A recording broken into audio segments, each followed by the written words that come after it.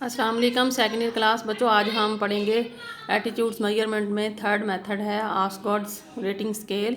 आस्गॉड एक एक्सपर्ट हैं, उन्होंने शरई पैमाना इंट्रोड्यूस कराया है। इसको मसनूई इम्तियाज़ का शरई पैमाना कहा जाता है, जिसमें दो अपोजिट्स जो है एडजेक्टिव्स ले लिए जाते हैं, इसम सिफ्त ले लिए जाते हैं और लोगों से किसी भी रवैये के बारे में राय ली जाती है।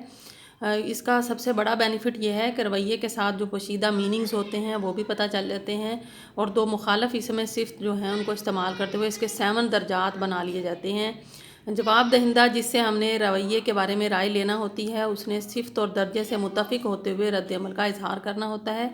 आम तौर पर किसी भी सवाल के एंड में हमने मंदरजा झेल मदारिज बनाने होते हैं। ये नंबर 1 देखें कि कोई भी चीज़ जो है उसके बारे में अगर हम राय ले रहे हैं, तेज़ है या सुस्त है, तो अगर तो उसकी पॉजिटिव क्वालिटी है तो वो +1 या +2 +3 पर निशान लगाएगा, और अगर मनफी क्वालिटी किसी चीज़ की हम मैयर करना चाह रहे हैं या वो शख्स जिससे हम राय ले रहे हैं वो मनफी क्वालिटी से मुत्तफिक है, तो -1 -2 या -3 में से किसी एक पर वो निशान लगाएगा। इसी तरह से किसी भी रवैये की मुस्बत और मनफी 2 एस्पेक्ट हो सकते हैं, पॉजिटिव और नेगेटिव पहलू हो सकते हैं, तो इन दोनों में से भी जिसके साथ वो मुत्तफिक है, जिसके साथ वो इत्तफाक करता है, वो +1 +2 या +3 में से किसी एक पर निशान लगाएगा। और अगर वो राय नहीं देना चाहता तो फिर वो दरमियानी सतह यानी 0 वाली स्टेज जो है उधर वो टिक लगा देगा। इसी तरह अगर वो मनफी वाली साइड पर लगाना चाहता है तो -1 -2 और -3 में से किसी एक को सिलेक्ट करेगा। नेक्स्ट है कि अगर किसी चीज़ की हम क्वालिटी वाइज उसको मैयर कर रहे हैं, मजबूत या कमज़ोर, तो फिर भी इसी तरह से अगर वो प्लस वाली साइड पर अगर मजबूत पॉजिटिविटी की तरफ है, उसका रुझान ज़्यादा है, जो शख्स उसको आंसर कर रहा है, तो वो +1 या 2 3 में से किसी एक पर निशान लगाएगा। बसूरत दिगर वो -1 -2 -3 में से किसी एक को सिलेक्ट करेगा।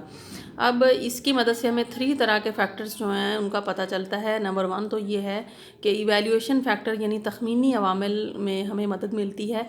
तखमीना लगाना, जायज़ा लगाना किसी भी रवैये का आसान हो जाता है। क्या किया जाता है स्कोरिंग में, जो जिस भी स्कोर पर जो है वो आपका मामूल या जिस बंदे से आप राय का ले रहे हैं वो निशान लगाएगा, उन सब को हम प्लस कर लेंगे और उसका एक रिज़ल्ट बना लेंगे। इसी तरीके से पोटेंसी फैक्टर भी हमें पता चल जाता है कि कितने लोगों ने पॉजिटिविटी प्लस की तरफ, मसलन 50 लोगों से हमने सवालनामे फिल किए हैं, तो कितने लोगों ने पॉजिटिव साइड पर निशान लगाए हैं, पॉजिटिव के हक़ में राय दी है, और कितने लोग ऐसे हैं जिन्होंने उस सिफ्त की, उस चीज़ की मनफी पहलू की तरफ राय दी है।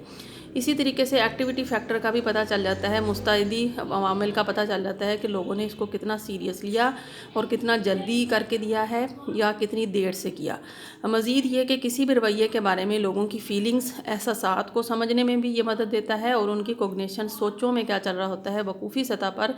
किसी भी पॉइंट के बारे में बहुत सारे अवामिल हैं सोसाइटी के जिनके बारे में लोगों का रवैया हम चेक कर सकते हैं, उनके वकूफ़ी पहलुओं की नुमाइश करने में भी ये मदद देता है।